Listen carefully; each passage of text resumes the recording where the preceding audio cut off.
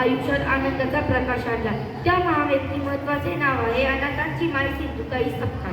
मायेचा सागर अथांग होता, मायेचा सागर अथांग होता, दुःखी जीवनाचा आधार होता, दुःखी जीवनाचा आधार होता.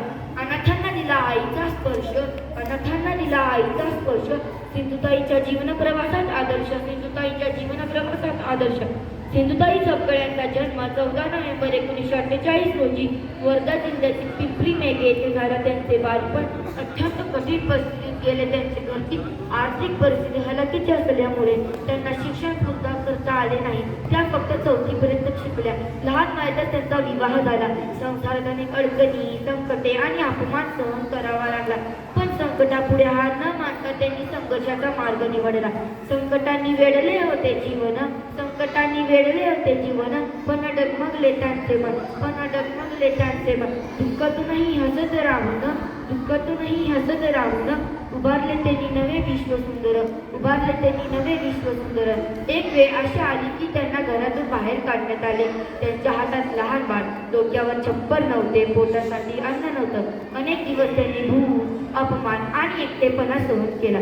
पण या काळात त्यांनी स्वतःच्या दुःखात अडकून न राहता रस्त्यावर फिरणाऱ्या अनाथ आणि बेघर मुलांचे दुःख ओळखले. त्यांनी ठरवले की या मुलांची आई व्हायचे. आणि सुरू झाला त्यांच्या आयुष्यातील महान प्रवास. सिंधुताई सपकाळ यांनी हजारो अनाथ मुलांना आश्रय, अन्न, शिक्षण आणि आईची माया दिली. अनेक मुलांचे आयुष्य घडवले. त्या म्हणायच्या, मी माझ्या मुलांना भीक मागूनही वाढवीन, पण एकटे कधी सोडणार नाही. हे वाक्य माझ्या मायेची आणि समर्पणाची साक्ष देते.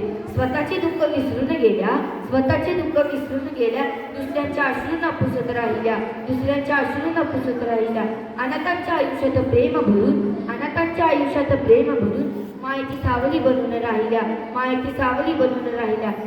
4 जानेवारी 2022 रोजी सिंधुताई सपकाळ यांचे निधन झाले. पण त्यांचे कार्य, त्यांची माया आणि त्यांचे विचार कायम आपल्या हृदयात जिवंत राहिले. शेवटी एवढेच म्हणेन की मायेचा सागर प्रेमाची छाया, मायेचा सागर प्रेमाची छाया, अनाथांची झाली खरी माया, अनाथांची झाली खरी माया. सिंधुताईच्या कार्याला सलाम, सिंधुताईच्या कार्याला सलाम. त्यांच्या चरणी आमचा प्रणाम, त्यांच्या चरणी आमचा प्रणाम.